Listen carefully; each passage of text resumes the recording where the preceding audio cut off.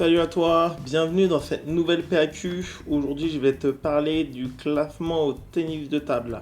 Alors là, voilà, donc je vais commencer d'abord avec un petit classeur Excel, comme tu es en train de le voir.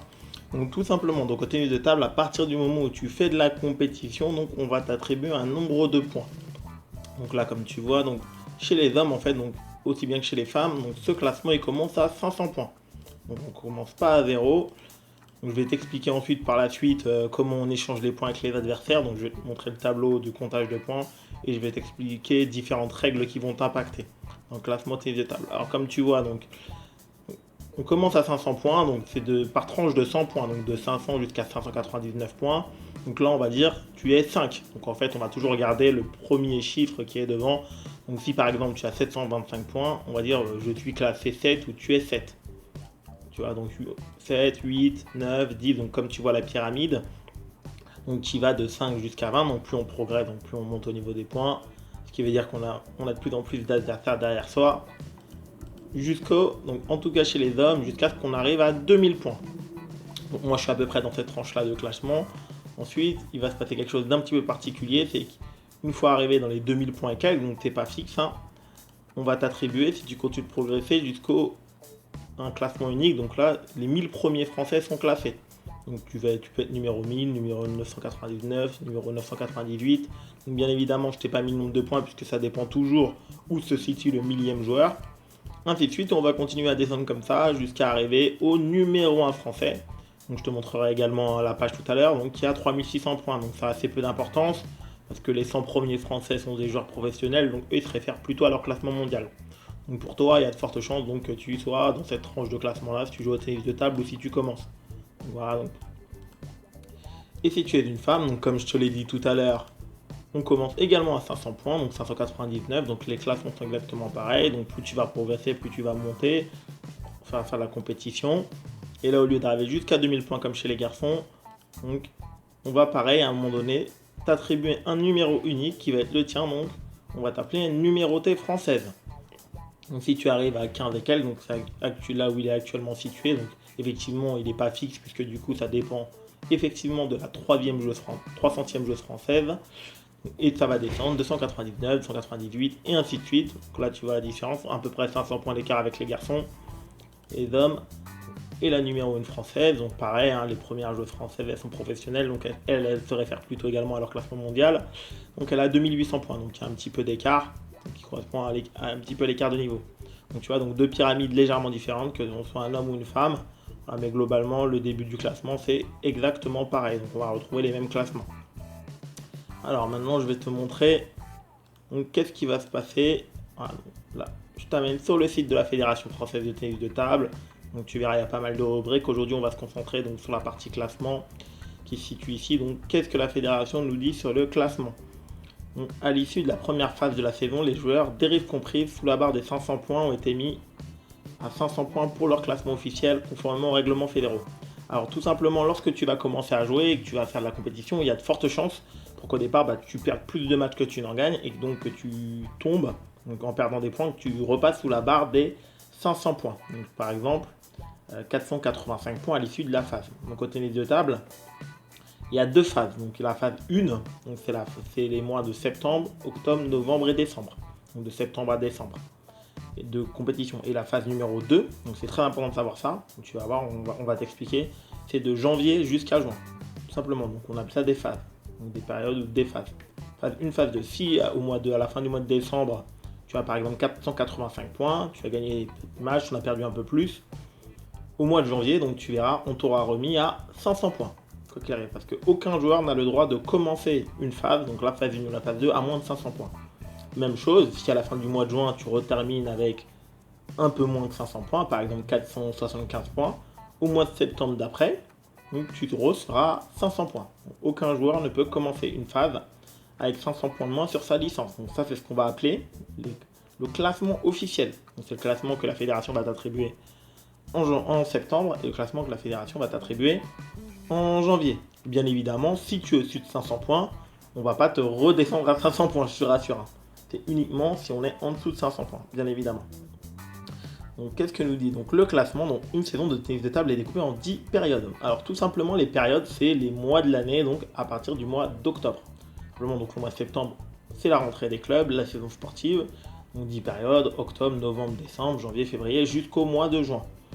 À la fin de la période 4, donc décembre, donc comme je t'ai dit de la période 10, donc le mois de juin, chaque joueur possédant une licence traditionnelle se voit attribuer un classement officiel. Donc ça je viens de t'en parler, valeur indiquée sur la licence. Pour les 8 autres périodes, une situation mensuelle est calculée. Alors effectivement, donc tu as deux situations officielles par année, donc celle du mois de septembre et celle du mois de janvier, mais bien évidemment, sur toute la période de l'année, tu vas effectuer des compétitions, donc tu vas gagner et perdre des points, et donc ton classement il va être amené à évoluer. Comme lorsque l'on échange des points lors de victoires et de défaites avec un adversaire, il est calculé sur notre classement pour éviter qu'il y ait trop d'écart. La fédération a créé un classement mensuel, donc chaque mois ton classement sera recalculé. Recalculé, donc c'est ce qu'on appelle la situation mensuelle ou le classement mensuel, tout simplement. Alors là, tu vois, là, il y a un service numérique donc, qui permet un petit peu avant tout le monde, donc quelques jours avant, tous les mois, donc c'est en payant à la fédération, donc tu verras dans les clubs, il y a plusieurs joueurs qui l'ont, hein. Tu n'es pas obligé de l'acheter, si ça ne te plaît pas, c'est d'avoir son classement donc quelques jours avant.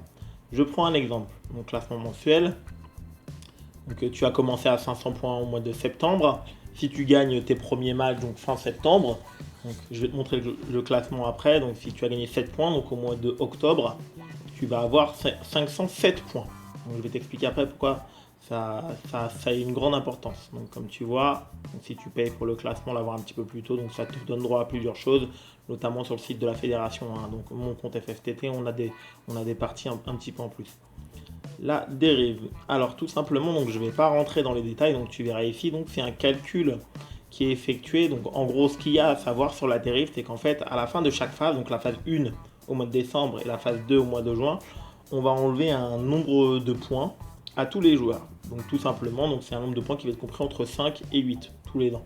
Donc tout ce que tu as à savoir, c'est que on dit par exemple à la fin de la phase 1, je crois cette année, en 2017, la fédération nous a enlevé 8 points. Donc c'est enlevé du numéro 1 français jusqu'à toi ou moi, tout le monde va perdre 8 points. Donc c'est un calcul, donc le total des points, donc tu pourras le lire, ça t'intéresse. Tout simplement, et la phase 2, on perd également 7 ou 8 points. Voilà, donc un petit calcul, tout le monde les perd, donc c'est pas la peine, donc c'est pas que toi, si tu commences une nouvelle saison et que tu vois que tu as perdu quelques points, c'est normal. Alors donc là, le calendrier des publications, donc, comme je te l'ai dit, les différentes périodes, donc les 10 mois qu'on retrouve, donc à partir du mois d'octobre, ainsi que voilà, situation mensuelle et classement officiel. Voilà, donc classement officiel c'est septembre et c'est janvier. On retrouve les 10 périodes comme je t'ai dit, le classement premium, voilà ce qu'on appelle la fédération, ce qu'elle appelait. Donc si tu souhaites avoir quelques jours avant les autres, hop, et là tu vois pour les autres joueurs, s'ils décident de ne pas payer, d'attendre la parution, donc tu pourras retrouver tout ça sur le site de la fédération. Donc je vais te montrer ça juste après. Donc par exemple, voilà, la dérive de la phase 1 en 2016-2017. Donc là comme tu vois, quand j'enregistre la vidéo, il ne s'est pas encore confirmé, on est début juillet 2017. En phase 1 2017, tous les joueurs français ont perdu 8,40 par rapport au nombre de joueurs, donc grâce au calcul. Tout simplement. Alors hop, donc la deuxième chose, donc là on arrive donc sur ce qui va t'intéresser le plus, j'imagine, donc le comptage de points. Donc voilà, donc lorsque on va faire de la compétition officielle au titre de table, on va s'échanger des points ou pas. Donc là comme tu vois il y a des rubriques à 0 en fonction de son niveau et du niveau des adversaires, tout simplement. Donc je vais prendre un exemple concret. Donc j'ai 500 points, je commence, je joue un adversaire en septembre, hein, donc là en septembre on a uniquement un classement officiel, donc tous les joueurs ont leur classement officiel. J'ai 500 points, je joue un adversaire qui a 510 points. Donc je le bats, hop, et donc qu'est-ce qui va se passer? Victoire anormale. Pourquoi? Moi j'ai 500 points, il a 10 points de plus que moi, donc c'est une victoire anormale. Donc pour moi, qu'est-ce qui va se passer? Je vais gagner 6 points. Hop. Donc là, comme tu vois, si j'avais eu 6 et toi qui avais eu 10 points de plus, ça aurait été une victoire normale. Il a plus de points que moi, classement officiel en septembre, une victoire anormale. Donc 6 points. Si je le perds, qu'est-ce qui se passe? Une défaite normale, comme il a plus de points que toi, donc 5 points. Hop. Tiens, il y a quelque chose qui doit te tiquer un petit peu, tu vas dire, tiens, c'est bizarre. Effectivement, pour privilégier le joueur qui font le maximum de matchs, si tu joues un joueur qui a vraiment 25 points dans l'écart entre 0 et 25 points, donc au classement officiel et au classement mensuel. Donc tu gagnes 1 point de plus. Donc, par exemple, si tu le perds, tu perds 5 points. Si tu le gagnes, tu gagnes 6 points. Donc ça, forcément, imagine, tu joues 4 joueurs et que les 4 joueurs, ils ont entre 0 et 24 points par rapport à toi. Si tu fais 2 victoires, 2 défaites, donc en gros, si tu as compté, donc je gagne 2 fois 6 points, donc 12 points, et je perds 2 fois 5 points, donc 10 points. Donc je fais plus de points. Donc effectivement, tout le système de classement, lorsqu'il a été pensé, c'est pour favoriser le nombre de joueurs qui font le plus de matchs. Donc effectivement, bien évidemment, il faut gagner les matchs, hein. Il faut en gagner un certain nombre. Si tu perds tous les matchs, tu vas quand même perdre beaucoup de points de toute façon. Et effectivement, tu te rends compte que lorsque je joue des joueurs de mon classement, je suis légèrement avantagé. Donc ça, c'est quand même quelque chose d'assez important à saisir. Et effectivement, ensuite, là je t'ai pris un exemple, mais plus il y a d'écart de points, effectivement, plus c'est difficile. Là, donc, victoire normale. Tout simplement, 6 points. J'ai 25 points ou 50, jusqu'à 49 plus que mon adversaire 5,5.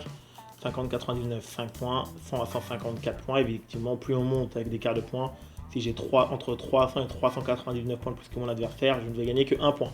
Et ce qui est bien normal, car je suis largement plus fort que lui, donc ce qui est bien normal. Jusqu'à, effectivement, 0 points. 0,5 points.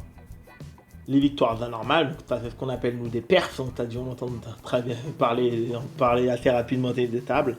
Donc, les performances, on appelle ça de la perf, et ici les défaites normales, les contres, on appelle ça. Hop, donc même chose, 6 points, et là ça va dans le sens inverse, au lieu de descendre, donc 7 points, 8 points, 10 points, 13 points, 17 points, 22 points, 28 points et 40 points. Alors effectivement, battre un adversaire qui a 500 points de plus que nous, c'est vraiment pas courant. Peut-être que tu n'en feras jamais en carrière, je ne veux pas te mentir, c'est très dur. Parce que peu importe ton niveau, tous les joueurs qui ont 500 points de plus que toi au classement officiel ou au classement mensuel, ils sont largement plus forts que toi. Donc c'est vraiment que tu as fait un match vraiment de qualité exceptionnelle et que par ailleurs ton adversaire il a fait un match de qualité moindre. Faut pas se mentir. Donc si tu as réussi à en faire déjà dans ta carrière, félicitations. Si tu débutes, accroche-toi, c'est pas impossible. Tous les ans, il y en a plusieurs qui sont réalisés, mais il est possible que tu n'en aies jamais fait en carrière. Petit exemple, moi je n'ai jamais fait en carrière une perf à plus de 500 points, ce qui ne m'a d'ailleurs pas empêché de progresser tous les ans lorsque j'étais jeune, donc pas de panique, c'est pas du tout une obligation. Tu verras, au de table, on peut progresser de plein de façons différentes. Maintenant, je vais m'attarder donc du coup sur ce qu'il appelle les défaites normales. Donc effectivement, pour toi également, comme je t'ai dit, moins 5 points si vous avez quasiment le même nombre de points. En revanche, donc, plus ton adversaire sera fort, effectivement, moins il va te faire perdre 2 points. Si tu débutes et que tu es à 500 points, effectivement, tu vas vite te retrouver. Tu peux jouer derrière 100, 150 points de plus que toi. Donc voilà, moins 3 points, moins 2 points. Effectivement, on ne va pas vous enlever beaucoup de points. 2 points comme tu veux. Maintenant, les défaites anormales. Donc là, comme je t'ai dit, c'est ce qu'on appelle les contres, bien évidemment. Donc ça commence à moins 5 points, comme tu as pu le voir. Et là, on va également descendre au fur et à mesure, mais comme tu peux le voir, c'est-à-dire que pour toi, si tu bats un adversaire qui a plus de 500 points, tu vas gagner 40 points, mais lui, il ne perdra que 29 points. Donc tu vois, effectivement, on peut monter, mais après, pour redescendre, c'est beaucoup plus facile de se maintenir au pied de table, grâce à ce système de classement. Donc effectivement, il faut quand même perdre énormément de matchs pour vraiment perdre un classement. Donc c'est réellement qu'on a vraiment perdu sur la longueur le niveau de jeu qui était le nôtre. Donc on perd rarement un classement juste sur un match, comme tu peux le voir. Bon. Ça, tu pourras le retrouver sur le site de la FFTT ou en tapant dans Google ce tableau. En général, il est là, dans le 3/4 des clubs, il est affiché dans les clubs, ce tableau. Alors maintenant, je vais te montrer un petit peu, donc on parlait du classement, donc je t'ai montré le tableau, donc vous ne disposez pas d'un bon problème, donc j'en ai un, mais là je ne me suis pas connecté. Donc tu vois, donc sur le site de la FFTT, donc c'est dans la partie compétition, classement. Tu peux aller dans la partie classement national, régional, départemental, peu importe. Donc, je vais te montrer un peu à quoi ça ressemble. Donc du coup, pour suivre ton évolution classement, donc moi, je vais taper mon prénom. Effectivement, je me tape souvent, donc je me trouve. Voilà. Donc la liste des joueurs. Petite astuce, surtout ne clique pas, fais clic droit parce que au tennis de table, si tu cliques avec le clic gauche, tu vas aller directement sur la page. Donc là, j'ouvre une nouvelle page. Donc pour suivre tes performances, donc là, sur le site de la fédération, je vais te montrer un autre moyen juste après.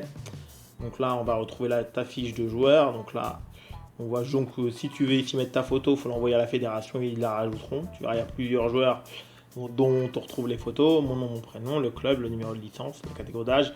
On va retrouver toutes les informations mon classement, mes points officiels, le nombre de parties disputées cette année, mon pourcentage de victoires, de défaites, l'évolution sur le mois, l'évolution sur l'année.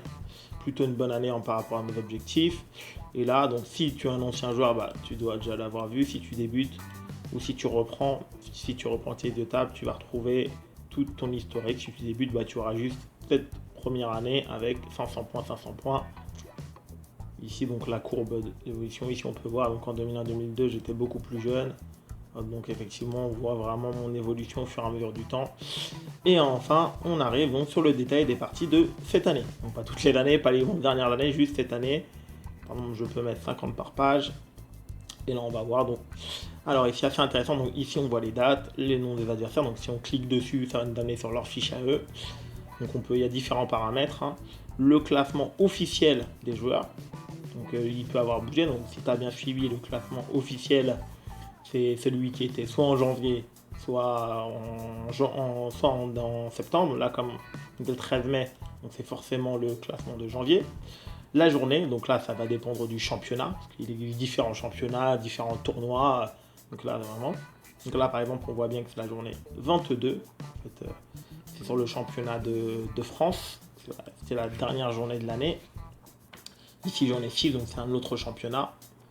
Hop, donc tu vois, différentes journées, 21, 18 et 4, etc.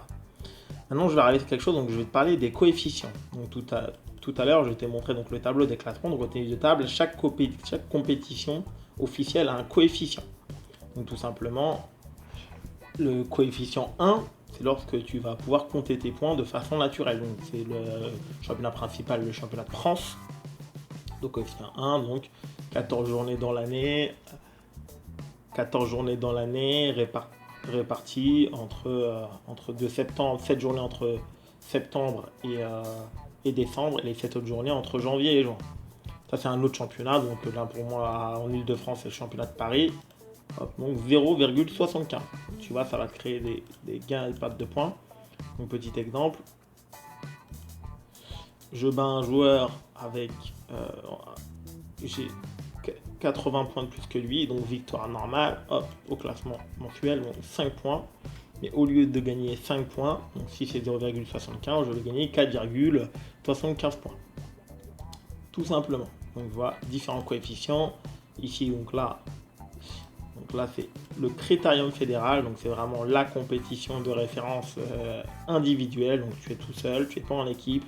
Donc on peut la faire depuis qu'on est poussin jusqu'au senior, donc qui va de niveau départemental jusqu'à la nationale 1, donc au niveau professionnel. Donc là où on joue entre 5 et 7 matchs, donc là c'est le plus gros coefficient. Voilà, lorsqu'on est en national 1, c'est qualificatif pour les championnats de France, donc 1,25 points tout simplement. Donc ça va de 0,75 à 1,25 points. Les coefficients, ça peut aller également à 0,50, c'est le plus petit que j'ai déjà vu. Voilà, sur les compétitions jeunes, des championnats des jeunes, des choses comme ça. Évidemment, moi je peux plus en faire. Voilà, donc tu vois un petit peu tes différents points. Tu peux aller observer tes adversaires, cliquer sur toutes les fiches si ça te plaît. Tu vois les points perdus. Voilà, quand j'ai fait des grosses contres, voilà, moins 16 points, des grosses contres. Moins 16 points, ça fait mal. On grappille des points et hop, on se prend une grosse contre. Donc tu verras, tu vas expérimenter tout ça. C'est assez sympathique. Donc tu peux voir tes évolutions aussi. Alors, je vais terminer. Alors, je voulais te montrer aussi, donc voilà, l'indispensable de nos jours, donc c'est l'appli de la fédération. Donc, voilà, l'appli de la FFTT, donc tu peux la trouver sur Android ou sur iPhone. Alors elle a énormément d'avantages, donc le premier avantage, elle va te servir de licence, ça veut dire à chaque fois que tu seras une compétition, tu as juste à aller dans l'application pour trouver ton numéro de licence. Maintenant, c'est accepté par tous les juges arbitres. Donc ça c'est vraiment pratique. Tu vas y retrouver également toutes les données que je viens de te montrer, plus d'autres. Tu pourras mettre en favori ton profil, les profils qui t'intéressent, ton club, les joueurs que tu veux suivre. C'est vraiment complet, elle est assez fonctionnelle. Tu pourras retrouver tous les championnats que tu disputes, tous les championnats nationaux. Donc l'appli de la fédération qui va te servir de licence. Donc là si tu ne les connais pas encore, c'est vraiment un indispensable. Là c'est la fiche, tu vois, c'est une fiche, donc tu vois l'évolution, donc c'est le créateur, il a mis sa propre fiche pour l'exemple. Tu vois son nombre de points, tu pourras aller sur ta fiche club retrouver différentes informations. Ça c'est vraiment pas mal. Il y a également sur l'application, donc il y a pas mal de fonctionnalités. Tu pourras retrouver le règlement et d'autres choses. Je tu verras tout par toi-même. Il y a également ce qu'on appelle un calculateur. Donc hop, là je t'amène sur le site tonjuste.fr. Donc c'est le même créateur, c'est également celui qui a créé l'application, si je ne me trompe pas. Donc par exemple un calculateur, qu'est-ce que c'est? C'est pour te permettre de calculer tes points rapidement. Donc il en existe plusieurs au tennis de table. Donc par exemple, je te prends un exemple. Donc, moi j'avais 2003 points par exemple en début de phase. Si je joue un adversaire qui a 1858 points, voilà, donc par exemple, si coefficient, comme je t'en ai parlé, coefficient 1, donc en championnat classique, championnat de France, écart de points, 145 points, je le bats, je gagne 4 points. Donc tu vois, je le bats, je gagne 4 points. Donc on retrouve, voilà, si ton adversaire te bat, il gagne 10 points, 3 points, donc après chaque compétition, si tu le dévires, tu peux faire tes calculs de points. Voilà, donc tu peux mettre, même après, tu notes le nom de tes adversaires et ensuite tu as juste à recopier les points et comme ça tu peux additionner. Dernière chose, lorsque tu vas additionner, les nouveaux points ne sont effectifs que le mois d'après, donc à partir du premier du mois d'après. Je m'explique. Si tu as par exemple comme moi 2003 points et que le 7 du mois tu joues 3 rencontres et que tu gagnes 5 points, par exemple, que je gagne 5 points, donc que je me retrouve à 2008 points virtuellement, le 14 du mois, donc la semaine d'après, si je fais une autre compétition, pour calculer ces points, je devrais toujours prendre les points du mois en cours, les points du début de mois, les points du premier du mois. Donc, d'où l'intérêt, notamment pour les joueurs, si tu veux vraiment suivre au jour par jour et le mieux possible, d'où l'intérêt d'avoir le classement premium pour être vraiment au courant de tes points vraiment au plus tôt possible. Voilà. Ça change absolument rien, ce qui veut dire que tant que le mois n'est pas fini, tu joueras toujours avec le nombre de points de ton classement mensuel. Donc classement officiel si c'est en janvier ou en septembre, et classement mensuel, donc octobre, novembre, décembre, et février, mars, avril, mai, juin, jusqu'à la fin de l'année. C'est toujours le classement de début du mois. Donc si tu as réussi à gagner 5 ou 6 points sur un match, il faudra attendre le mois d'après avant le nouveau calcul de tes points mensuels pour que ce soit pris en compte et pour que tu puisses calculer avec ce type de points. Voilà. Donc voilà, donc c'est tout ce que j'avais à te dire sur le classement. N'hésite pas à me poser des questions en commentaire et je te dis à bientôt pour une nouvelle vidéo. Ciao.